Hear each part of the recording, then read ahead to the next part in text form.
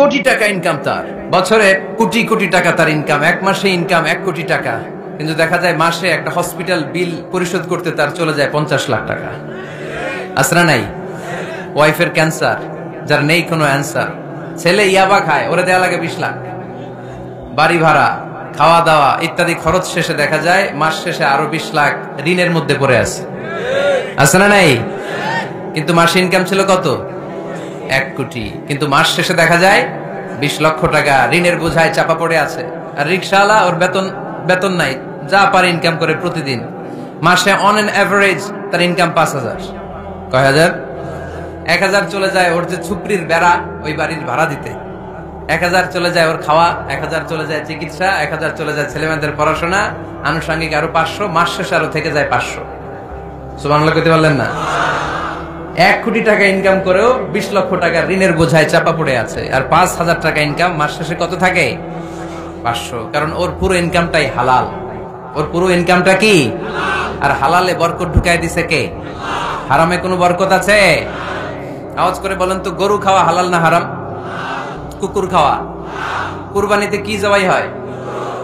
সুন্নতে খাতনার অনুষ্ঠানে, বিয়ের অনুষ্ঠানে, প্রতিদিন কসাইয়ের দোকানে, কোথাও কুকুর জবাই হয়?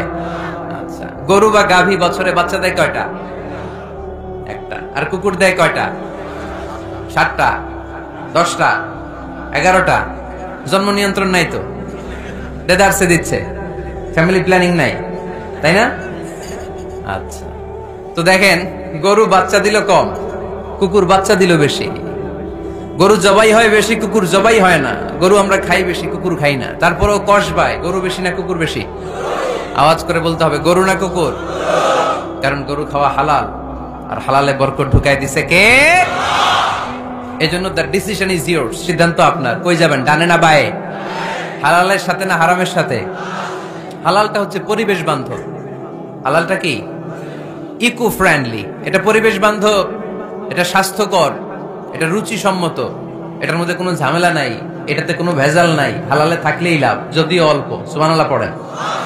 এজন্য রাব্বুল আলামিন বলেন, ইয়া আইয়ুহান নাসু কুলু মিম্মা ফিল আরদি হালালান তাইয়্যিবা ওয়া লা তাত্তাবি'উ খুতুওয়াতিশ শাইতান ইন্নাহু লাকুম আদুউম মুবিন। ওহে মানুষেরা, শোনো শোনো, এই জমিনের ভেতরে যেটাকে আমি হালাল করেছি, যেটাকে আমি পবিত্র করেছি, ওইটা খাও, ওইটা গ্রহণ করো।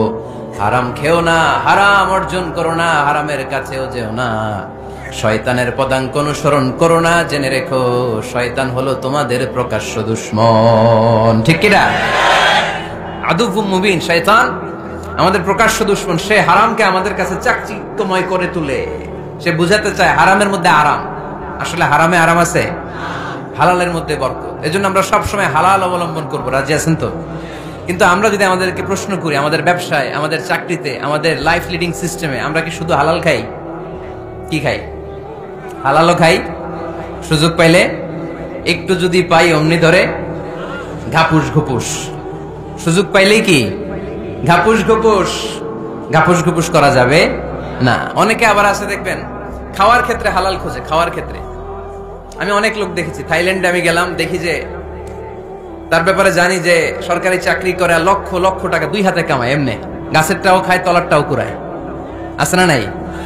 তো ইচ্ছে মতো ডানে বাই ইনকাম করে, হালাল হারাম দুইটাই খায়। কিন্তু থাইল্যান্ডে যে হালাল খাবার খুঁজতেছে, কি খুঁজতেছে? ওখানে যে জিজ্ঞেস করে যে এই দোকানে কি পর্ক আছে? পর্ক থাকলে খাবো না। পর্ক মানে হচ্ছে শুকরের চর্বি। শুকরের গোশত বা চর্বি মিশানো কোনো খাবার উনি খাবে না, কারণ এটা হারাম। আর ঘুরছে খায়, এটা খুব হালাল। এরকম ডাকাইতে আছে না নাই? তাহলে আমাদের মুসলমানদের সবচেয়ে বড় সমস্যা হচ্ছে আমরা খাওয়ার ক্ষেত্রে হালাল খুঁজি, কিন্তু ইনকামের ক্ষেত্রে ওই জিনিসটা খুঁজি না। এরকম আছে না নাই?